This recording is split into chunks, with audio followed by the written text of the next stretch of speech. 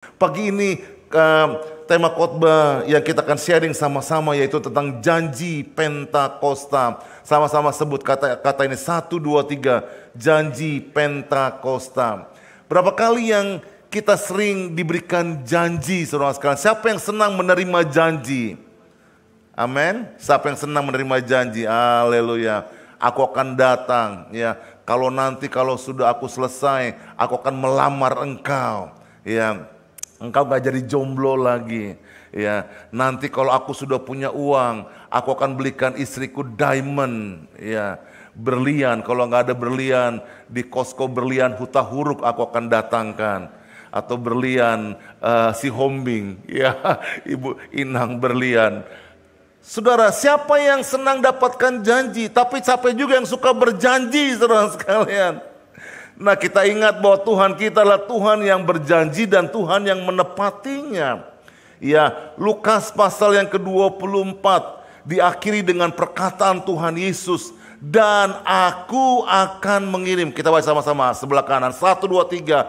Dan aku akan mengirim kepadamu apa yang dijanjikan Bapakku.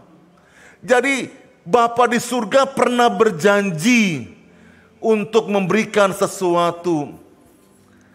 Dan diulang kembali dalam pembukaan kitab Kisah Para Rasul pasal yang pertama.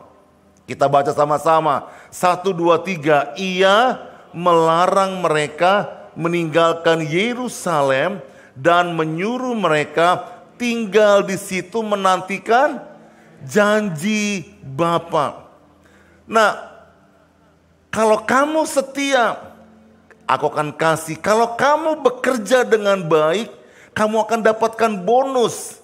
Kalau kamu memberikan kualitas pekerjaan yang lebih baik lagi, kamu akan dapat gaji. Nah, Tuhan bilang begini, kamu akan menerima kuasa. Siapa yang membutuhkan kuasa daripada Tuhan? Katakan amin. Ini bukan kuasa dari manusia yang sifatnya terbatas, tetapi ini kuasa daripada Tuhan, kuasa dari surga yang memenuhi setiap kita semuanya dan akan menjadikan kita saudara sekalian berjalan dalam kemuliaan lepas kemuliaan. Tuhan Yesus tahu bahwa perjalanan hidup kita itu tidaklah mudah.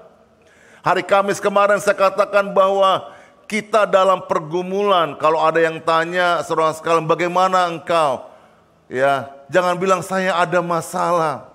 Karena kalau kata-kata masalah itu sepertinya ya kena dengan orang yang mendengarkannya berita itu, dan juga sepertinya kena juga kepada kita masalah. Tapi kalau dibilang kata bergumul, idem sih sama-sama juga, masalah dengan pergumulan sih sama. Tapi kata pergumulan itu lebih menjelaskan bahwa kita ini sedang bergumul dan kita belum selesai. Boleh katakan amin? Kita sedang mencari, terus berdoa bersama-sama dengan Tuhan. Dan kita percaya bahwa pergumulan yang sedang kita hadapi itu adalah pergumulan yang akan ada jalan keluarnya. Sebab kita tidak sendirian. Katakan amin. Katakan kita enggak sendirian. Bilang kiri kanan, you are not alone. Ya, you are not alone. Kamu enggak sendirian. Tapi kita bersama-sama dengan Tuhan yang memberikan kemenangan buat kita semuanya. Berikan tepuk tangan buat Tuhan kita. Ya, Kisah Para Rasul ditulis oleh muridnya Yesus sendiri yang adalah Lukas, ya, yang memiliki pemahaman yang mau disampaikan kepada pembaca. Apa maksud daripada Lukas bahwa melayani dengan kuat kuasa Roh Kudus? Yesus tahu bahwa dia akan pergi ke surga menyediakan tempat bagi saya dan saudara semuanya. Siapakah yang menjadi kaki dan tangannya Yesus? Siapakah yang menjadi mulutnya Yesus dan matanya Yesus? Yaitu saya dan saudara semuanya. Kalau saya tanya siapakah yang akan menggantikan Yesus menjadi kaki, tangan, mulut dan matanya, semua bilang katakan saya dengan semangat. Amin. Siapakah yang akan menggantikan Yesus menjadi kaki, tangan, mulut dan matanya? Sepertinya kayaknya bisa lebih exciting lagi. Ya, lebih luar biasa seperti 2.000 orang. Amin. Siapakah yang akan menggantikan Yesus menjadi kaki, mata, tangan, mulutnya Yesus? Kayaknya bisa lebih lagi kan? Amin. Bisa dong. Amin. Haleluya. Siapakah yang akan menggantikan kakinya Yesus, matanya Yesus, mulutnya Yesus? Berikan tepuk tangan buat Tuhan kita. Haleluya. Yesus tahu bahwa melayani Tuhan itu tidaklah mudah. Dia nggak berkata bahwa pergilah kamu ke seluruh dunia, beritakanlah Injil. It's not only the Great Commission. Tuhan gak hanya menyuruh kita, tapi Tuhan memperlengkapi kita semuanya. We know this is the Great Commission. Ini adalah tugas semua saudara. Gak bilang, oh hanya tugasnya gembala, gak hanya tugasnya pendeta saja. Tetapi setiap kita semuanya, karena yang melahirkan domba itu bukan gembala. Gembala gak pernah melahirkan domba. Amin. Katakan kiri kanan, gembala gak pernah melahirkan domba, bilang. Siapakah yang melahirkan domba? Domba itu sendiri. Untuk itu Yesus tahu bahwa kita inilah domba-dombanya. Untuk melahirkan domba itu tidaklah gampang. Seorang ibu melahirkan anaknya aja. Kok saya pegang-pegang saya? Ya, seorang ibu mau melahirkan anaknya saja berjuang. Siapa yang anaknya 5, ya, tapi udah tahun ini merasakan rasanya, aduh, jangan lagi deh, tahun depan hamil lagi. Tahun depan hamil lagi. Sebab apa? Melahirkan itu adalah sesuatu yang bahagia. Karena bisa melahirkan. Katakan amin. Apalagi lucu. Imut-imut. Saya imut-imut saudara sekalian. Imut-imut. Ada yang bilang gini, imut-imut. Ya. Karena melahirkan itu apalagi kalau sudah dilahirkan anaknya ditaruh di tangan kita. Seorang ibu, maka seorang ibu akan bahagia, sukacita. Demikian ketika kita melahirkan jiwa-jiwa, betapa senangnya sukacita. Kadang-kadang saya suka sama Ibu Lindi ngobrol juga. Karena kiri kanan saya di rumah itu Airbnb. Ownernya sama. Dan saya kenal pribadi ownernya. Dulu ownernya suka puter lagu-lagu Vietnam. Ya, ada yang tahu lagu Vietnam? Waduh. Ya. Lagu Vietnam kenceng banter saudara sekalian. Karena memang dia bisa main gitar juga, walaupun main gitarnya biasa-biasa, dia suka menyanyi. Jadi dia suka pasang saudara sekalian. Tapi semenjak dia pindah, boleh dibilangin, aduh puji Tuhan juga ya, si ini pindah. Tapi dia baik sekali saudara sekalian. Dia suka kasih pinjam mobil. Waktu retret itu mobil big van salah satu dari dia. Iya, sekarang tinggalnya di dekat rumahnya Vele, Novi. Bisa pinjam nggak? Bisa, ya. Pakai aja katanya. Padahal bukan anak Tuhan saudara sekalian. Nggak bayar, ya. Tapi kita kasih, ya kan, buat bensin, kita kasih juga selipin sesuatu, ya. Kadang-kadang saya suka pinjem rumahnya juga kalau ada tamu, saudara sekalian, ya. Dia suka kasih, saudara sekalian, bayangin. Kapan hari ada tamu dari Scranton, ya, dia nggak bilang-bilang saya, dia bilang, Kak Ferry, tinggal di mana yang enak ya, gitu. Dia soalnya 4 orang waktu itu. Saya tanya, bro, ada tamu nggak malam ini? Nggak ada. Boleh pakai nggak? Pakai aja. Dia bilang gitu. Bayangin saudara sekalian, bukan anak Tuhan, bilang pakai aja. Ya, akhirnya saya oke, thank you. Ya, langsung dikasih kuncinya, nomornya. Tapi sekarang saya lupa lagi. Tapi saya suka jaga rumahnya. Saya suka bersihin snow depan rumahnya saudara sekalian. Jadi sekarang kalau saya bersihin 3 rumah sekaligus saudara sekalian. Ya. Tapi ada tante-tante, oma-oma samping rumah saya bersihin sampah hampir setiap hari, 5 rumah. Saya bilang kalau saya 3 rumah, si AI 5, kalau saya 3 rumah, AI 5 rumah, ya saya kalah lah gitu.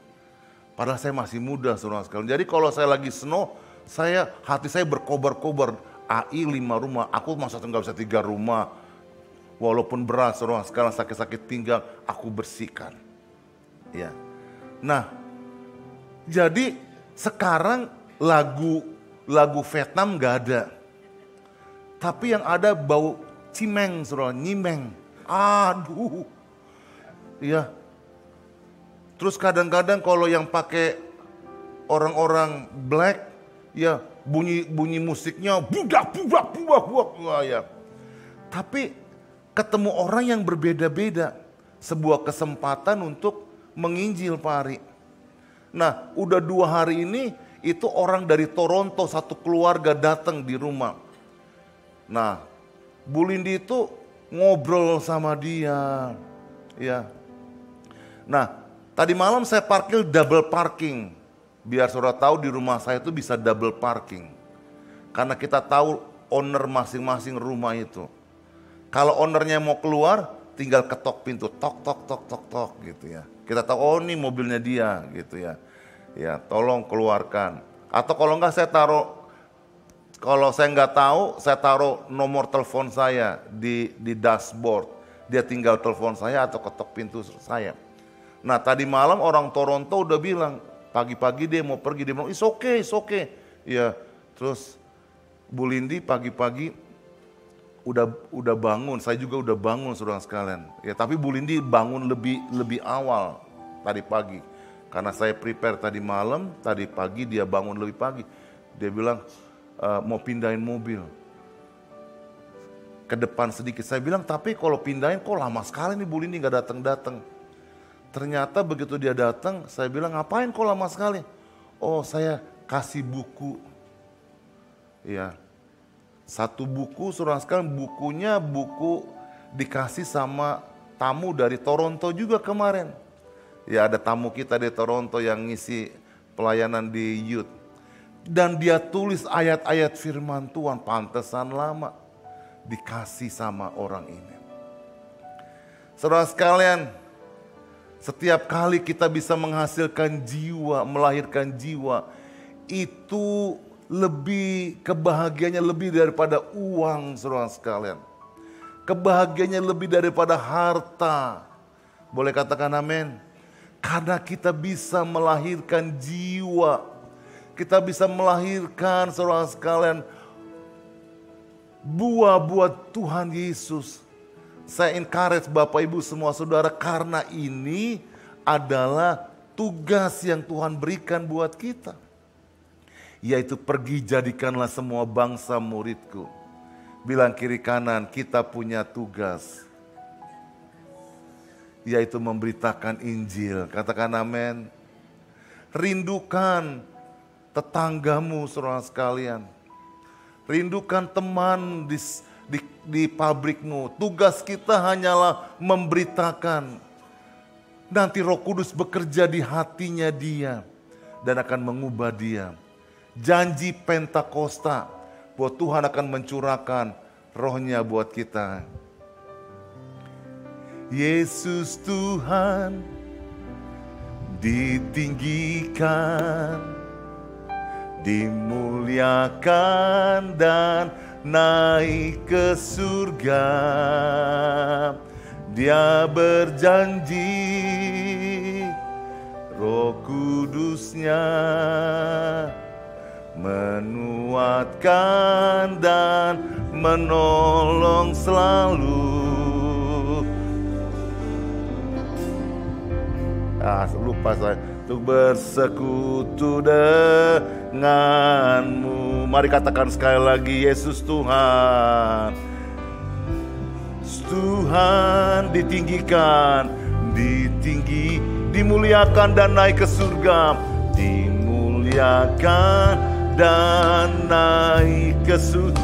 Dia berikan Roh Kudusnya, dia berikan Roh Kudus. menguatkan dan menolong, menguatkan dan menolong selalu. Sungguh ku rindu bersekutu denganmu selamanya. Angkat tanganmu sama-sama. Allah Roh Kudus, Allah Roh Kudus, jamah hatiku dengan urapanmu, dengan urapan. Rindu selalu dekat denganmu, tinggal di hadirat Allah Roh Kudus, Allah Roh Kudus, jamah hatiku dengan urapanmu. Rindu selalu dekat denganmu, Dia tinggal di hadiratmu. Apa janji Bapa itu? Kisah 1 ayat yang ke-8. Tetapi, baca sama-sama 1, 2, 3. Tetapi kamu akan menerima kuasa kalau Roh Kudus turun ke atas kamu. Dan kamu akan menjadi saksiku di Yerusalem dan di seluruh Yudea dan Samaria dan sampai ke ujung bumi. Pegang ini visi kita semuanya. Ini visi murid-murid Tuhan Yesus. Siapakah yang murid Tuhan Yesus? Boleh angkat tangan. Belum semua. Kalau yang gak angkat tangan murid siapa? Siapakah yang murid Tuhan Yesus? Amin. Mungkin ada yang kelas 1, kelas 2, kelas 3, kelas 4. Tapi semua kita murid Tuhan Yesus. Amin. Berikan tepuk tangan buat Tuhan. You shall receive power. Kayaknya bahasa Inggris lebih asik ya, power. Karena semua kita mau power. Kalau Roh Kudus, kata kalau, if Holy Spirit come upon you. Untuk apa? Bukan untuk gagah-gagahan, bukan untuk goosebump. Kalau goosebump jalan di kuburan juga takut saudara sekalian. Tapi untuk memperlengkapi saya dan saudara, untuk jadi bersaksi, jadi muridnya Tuhan. Janji Pentakosta adalah untuk orang-orang percaya menyelesaikan amanat agung dengan kuasa roh yang sama yang dimiliki oleh Tuhan Yesus dalam setiap. Jadi semua kuasanya diberikan buat kita. Dia gak kasih setengah-setengah, dia gak kasih 75%. Kebanyakan kadang-kadang guru simpan buat dirinya sendiri. Oh, gak kasih ilmunya semuanya, tapi Tuhan kasih semuanya. Katakan amin. Katakan Tuhan kasih semuanya. 3, 4. Sehingga apa yang dilakukan oleh murid-muridnya dalam sebuah persiapan. Yang pertama, Kisah 1:14, kita baca 1, 2, 3. Mereka semua bertekun dengan sehati dalam doa bersama-sama dengan beberapa perempuan serta Maria, ibu Yesus dan saudara-saudara Yesus. Ya, memang ini ibu-ibu luar biasa. Bapak-bapak tepuk tangan yuk buat ibu-ibu yuk. Maklum bapak-bapaknya memang gak banyak, jadi tepuk tangannya kecil lah ibu-ibu ya. Sekali lagi bapak-bapak, lebih keras lagi bapak-bapak. Ibu-ibu punya peranan yang sangat penting. Untuk itu kita perlu kuatkan ibu-ibu. Karena kalau ibu-ibunya lemah, bapak-bapaknya letoy, lebay. Zaman saya nggak ada kata-kata lebay itu. Waktu udah di sini baru ada kata-kata lebay. Ya, lebay itu apa yo? Berlebihan. Berlebihan. Berarti nggak konteks dong tadi. Cuma nyambung-nyambungin aja, letoy, lebay. Saudara sekalian, bertekun dengan sehati. Bertekun, ada kata sehatinya, artinya bersama-sama. Untuk kuasa Tuhan dicurahkan, maka mereka mau bertekun. Apa artinya bertekun? Bukan cuma diselipin, tapi direncanakan, diprogramkan. Ini yang Tuhan mau. Bertekun di dalam doamu. Doa adalah kekuatan buat kita semuanya. Boleh katakan amin? Kemarin saya lihat orang-orang ada waktu lewat di Burger King di Oregon. Ada orang muslim yang berdoa saudara sekalian di pinggir jalan.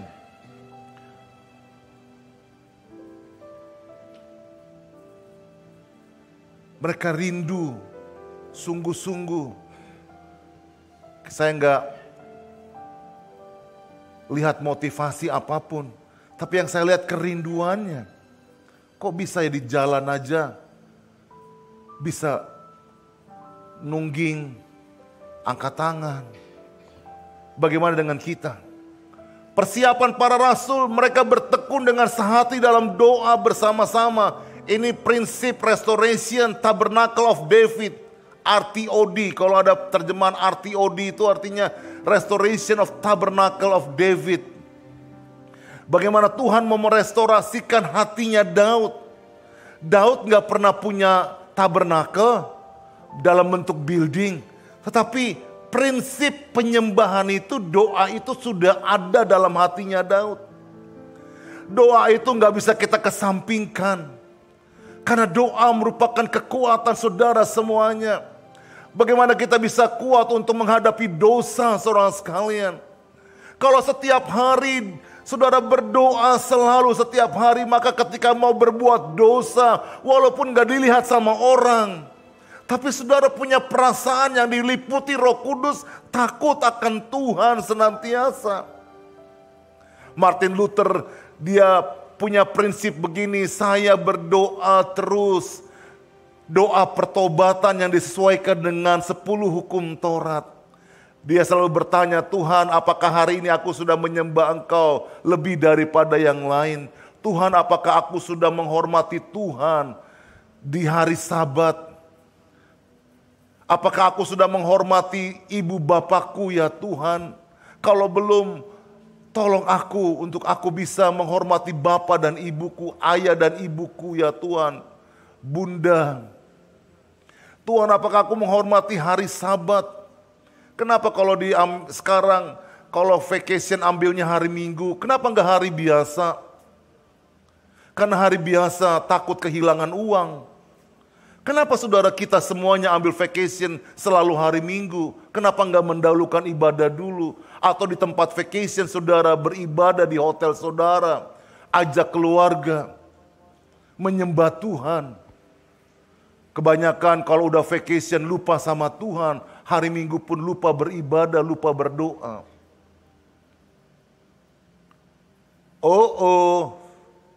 Siapa? Ada di sini saudara sekalian? Ada nggak di sini? Orangnya tahu? Pakai baju apa dia? Kenapa kita ambil vacation hari Minggu? Kenapa nggak hari biasa? Kenapa nggak weekday saudara ambil vacation, bilang saya mau ambil vacation hari biasa, Senin, Selasa, Rabu.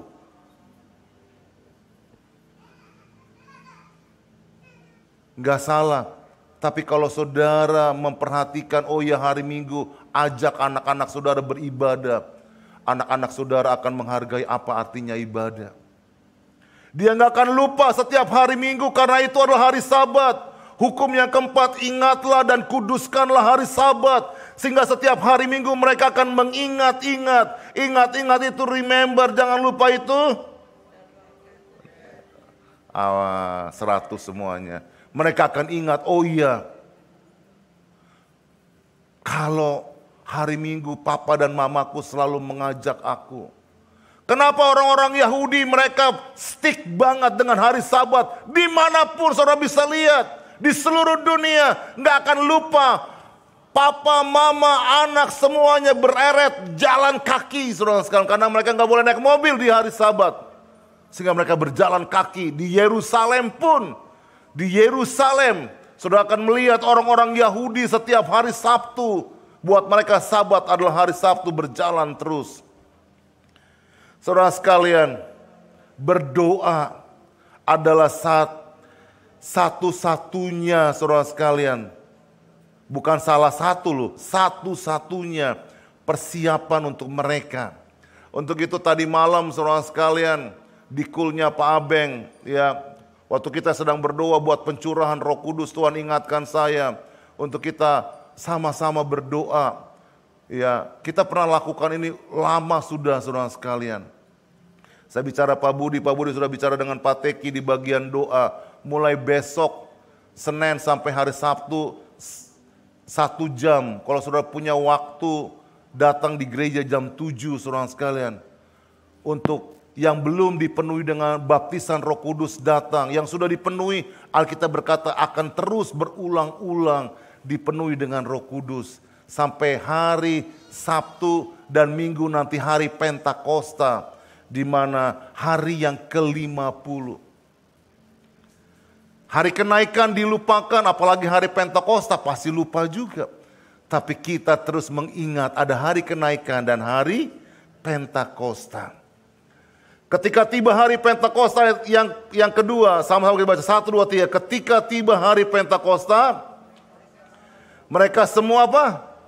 Berkumpul di satu tempat. Berkumpul di satu tempat. Jadi konsep doa ini ditekankan Lukas berulang-ulang. Untuk menekankan bagaimana doa itu dan dipenuhi dengan Roh Kudus. Ketika mereka sedang berdoa menyembah Tuhan, mereka dipenuhi dengan kuasa Roh Kudus.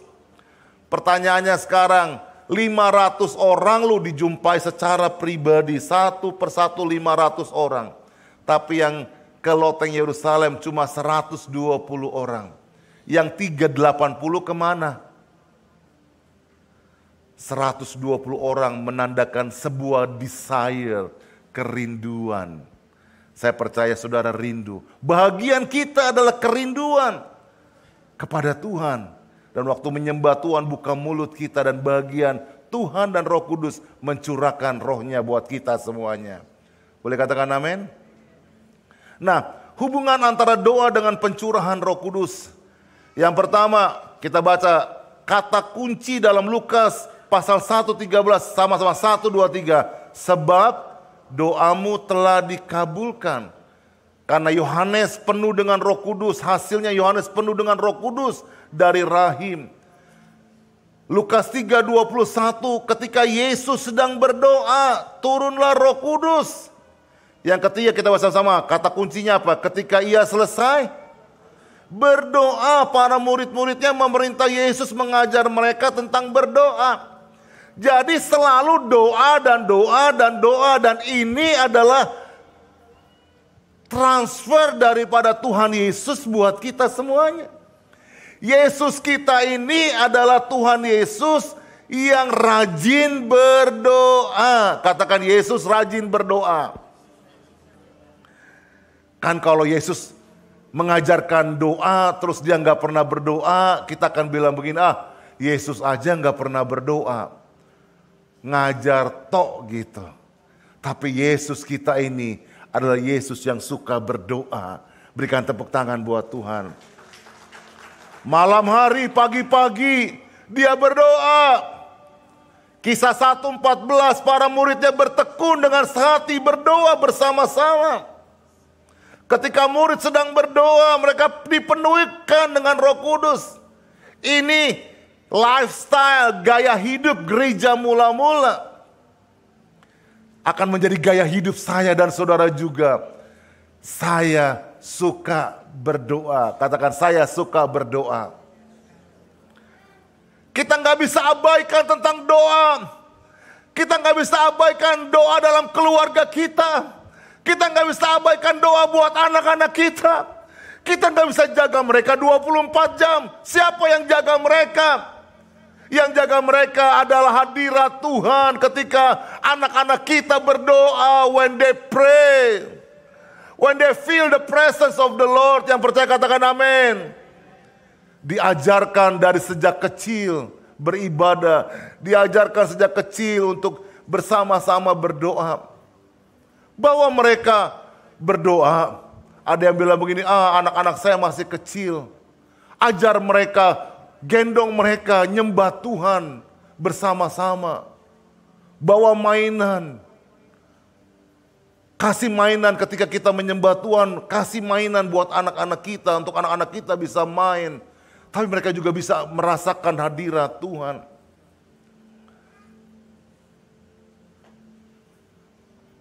Bahasa lidah dan hubungannya dengan penyelesaian amanat agung.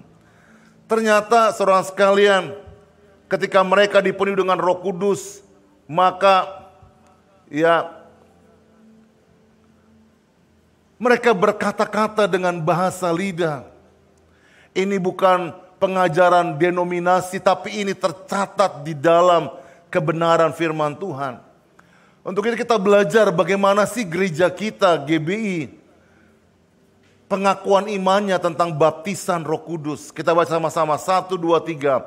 Baptisan Roh Kudus adalah karunia Tuhan untuk semua orang yang telah disucikan hatinya. Tanda awal baptisan Roh Kudus adalah berkata-kata dengan bahasa roh sebagaimana diilhamkan oleh Roh Kudus. Tanda awal bukan salah satu tandanya, tapi ini tanda awal.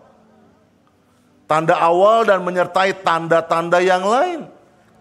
Ya, artinya orang-orang, kita baca sama-sama 1, 2, 3. Artinya orang-orang yang dipenuhi oleh Roh Kudus mengalami tanda awal berbahasa lidah, dan tanda itu tidak hanya terjadi sekali saja, tetapi dapat dipakai terus menerus. Karunia ini tersedia untuk semua.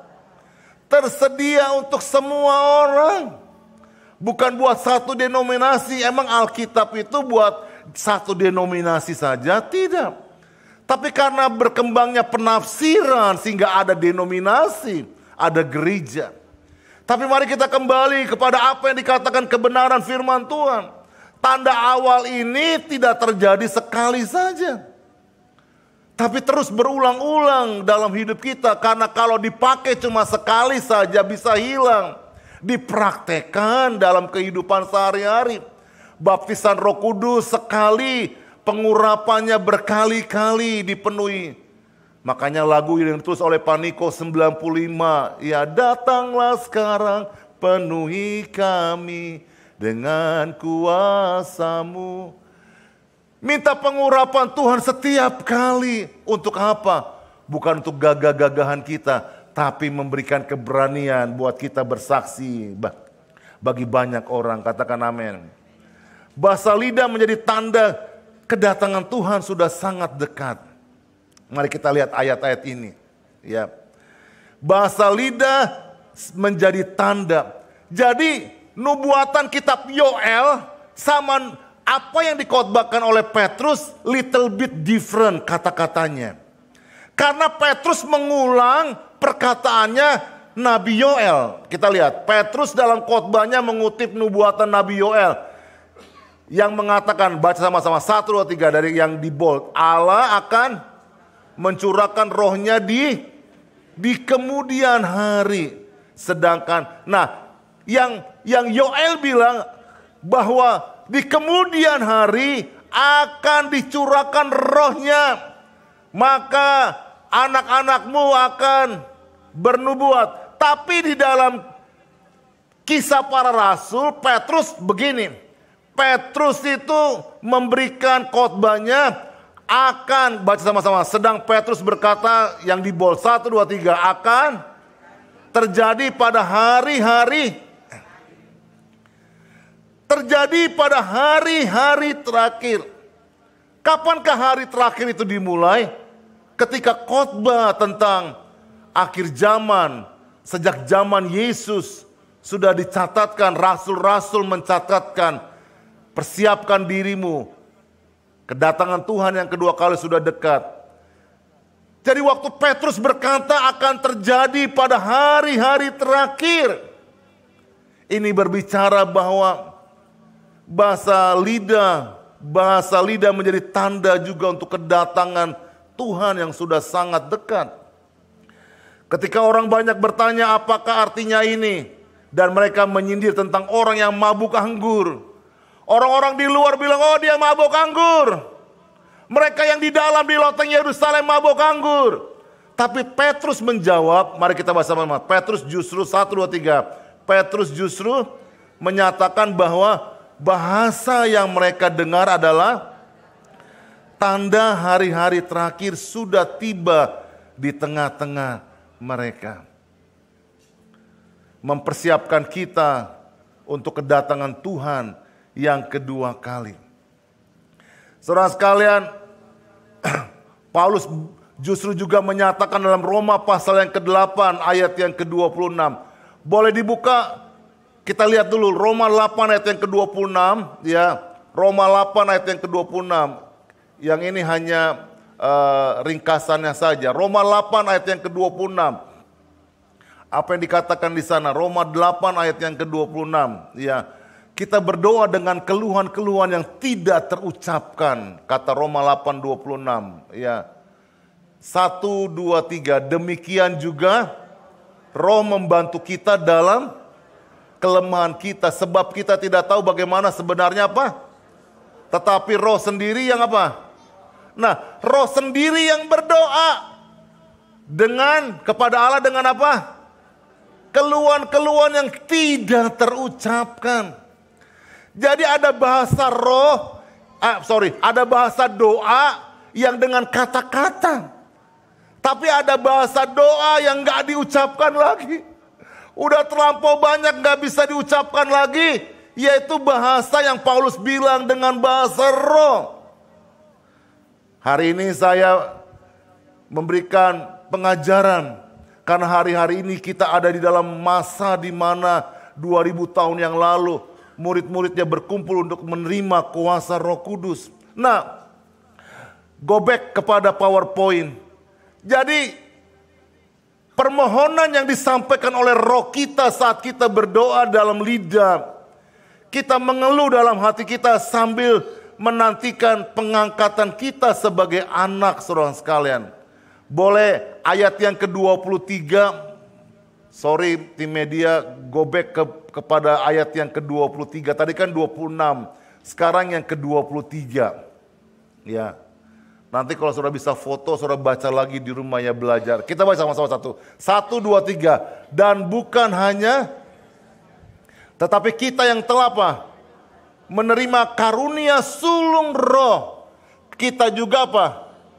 Nah, kata mengeluh dalam ayat 23 dihubungkan dengan ayat 26. Keluhan-keluhan yang tidak terucapkan. Ya. Sambil apa? Menantikan apa? Pengangkatan kita sebagai anak, yaitu apa? Pembebasan tubuh kita. Pembebasan tubuh merujuk kepada kedatangan Tuhan yang kedua kali. Dari waktu saudara berdoa dalam roh, berbahasa lidah, mempersiapkan kita tentang kedatangan Tuhan yang kedua kali. Seorang profesor, ya, Dr. Arlington berkata begini, dari Cleveland, Tennessee. Keluhan atau dalam kurung glosalalia sama dengan diambil dari kata keluhan ini dengan bahasa roh tadi. Dalam Roma 8 ayat yang ke-26 bahasanya sama. Dalam bahasa Yunani.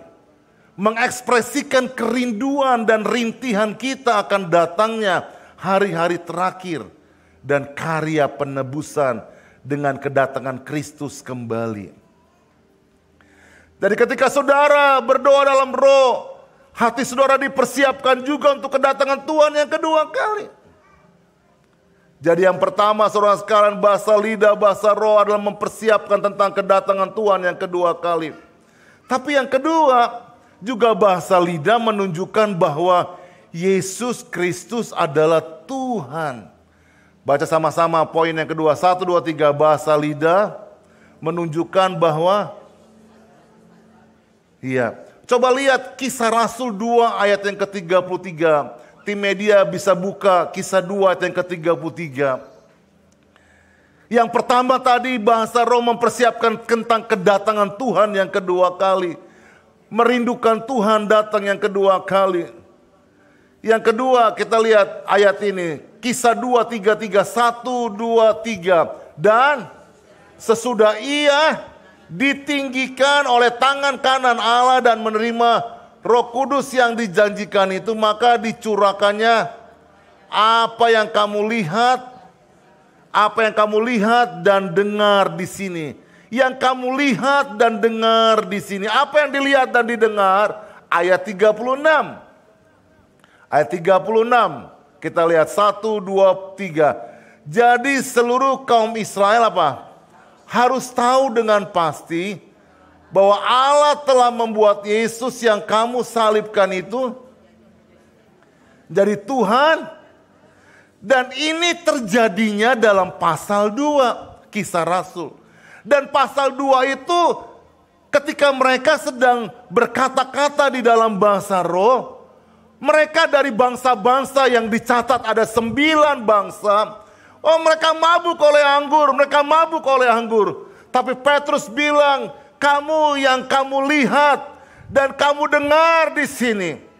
Kamu lihat dengan mata kepala kamu sendiri. 120 people gathering. Dan kamu gak mengerti bahasanya.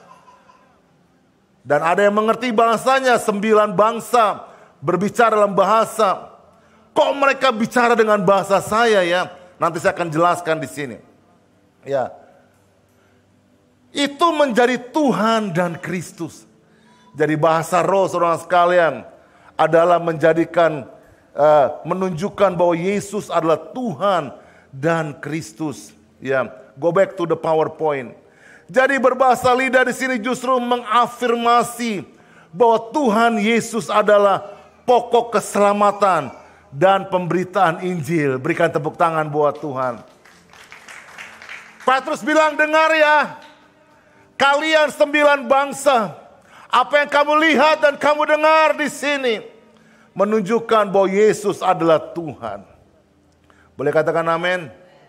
Yang ketiga, bahasa lidah menjadi pengingat bahwa kita dipanggil untuk menginjil dan bersaksi. Katakan amin. Amin. Kalau diberkati amin, suruh menginjil bersaksi. Aduh, ya. Kita menginjil ini saudara sekalian, inti daripada kekristenan kita. Inti kekristenan kita, apa yang sudah kita terima, keselamatan disampaikan kepada orang lain. Dan Petrus dan Saulus adalah orang yang memberikan contoh bagaimana hidup mereka ditransformasi oleh Tuhan 180 derajat. Petrus mengalami transformasi hidup, kita tahu. Dari orang yang takut menjadi orang yang berani. Sehingga dia memberitakan Injil, 3.000 orang bertobat. Sama bocah kecil dia takut. Tapi ketika dia dipenuhi dengan Roh Kudus, dia menjadi orang yang berani. Diubahkan oleh Tuhan. Kadang-kadang kita berkata, Pak anak saya begini, Pak anak saya begini. Kita doakan sama-sama biar hidup mereka dipulihkan, diubahkan. Bagaimana dengan kita? Apakah kita rindu diubahkan dan dipulihkan oleh Tuhan? Yang rindu berikan tepuk tangan buat Tuhan. Saulus mengalami transformasi hidup. Dari seorang yang menganiaya, akhirnya dia menginjil. 14 buku di dalam Perjanjian Baru, 14 out of 27 books ditulis oleh Paulus. Seorang yang menganiaya, dia cinta Tuhan. Jangan pernah give up dengan keluargamu. Jangan pernah give up dengan anak-anakmu. Jangan pernah give up dengan suamimu. Jangan pernah give up dengan istrimu. Sudahkah engkau berdoa dengan sungguh-sungguh supaya transformasi terjadi di keluarga kita? Never give up, katakan never give up.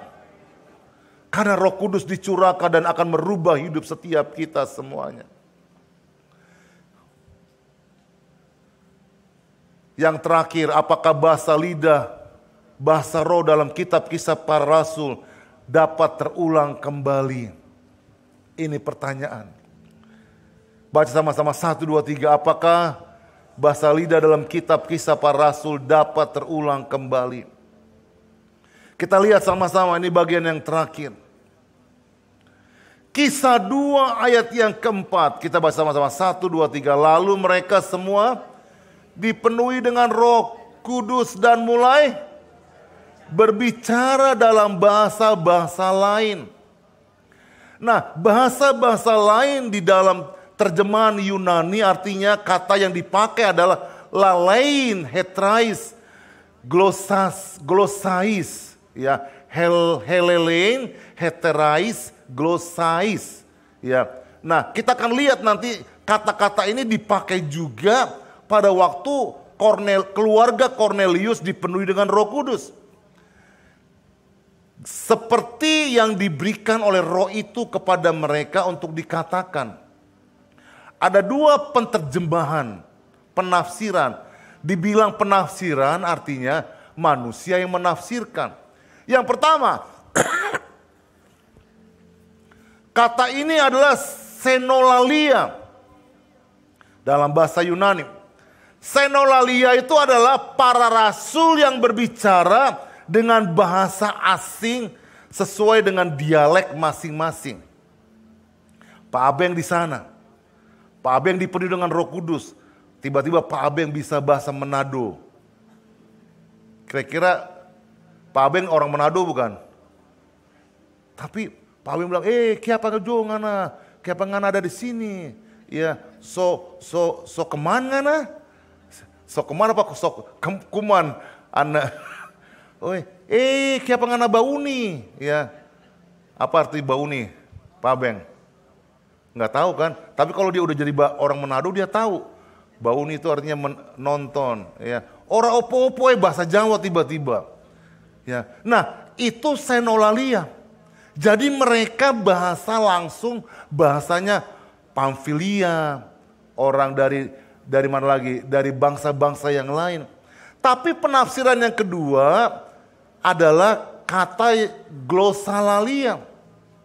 Nah, glossalalia itu artinya gini. Kalau tadi para rasul bicara langsung dialek bangsa itu. Tapi glossalalia itu adalah para rasul bicara dengan bahasa lidah.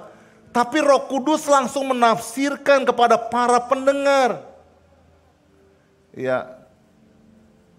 Jadi ngerti? Dia sedang berbahasa roh ditafsirkan dengan Roh Kudus kepada para pendengar. Kok dia bahasanya bahasa saya ya? Tapi bukan bahasa dialek bangsa itu.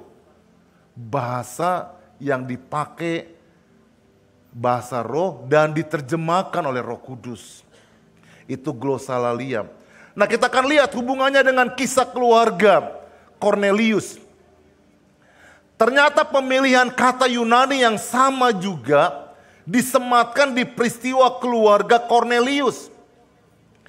Tadi yang dipakai katanya lalein glossais, yaitu bahasa lidah. Yang dipakai di dalam Kisah Rasul 2 tadi.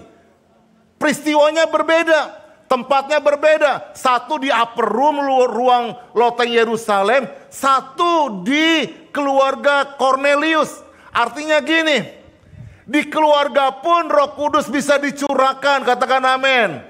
Di keluarga kita, dalam doa keluarga seperti tadi malam Pak Abeng. Di tempatnya Pak Abeng terjadi pengurapan Roh Kudus. Ada orang-orang yang diberikan bahasa roh.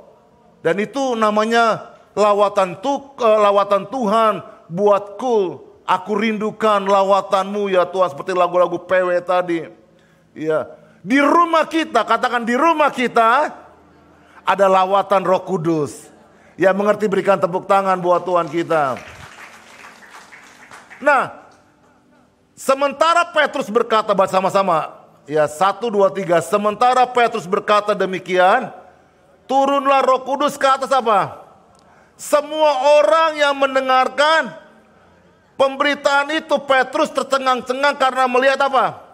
Karunia yaitu Roh Kudus dicurahkan atas bangsa-bangsa lain juga. Sebab mereka mendengar orang-orang itu berkata-kata dalam bahasa.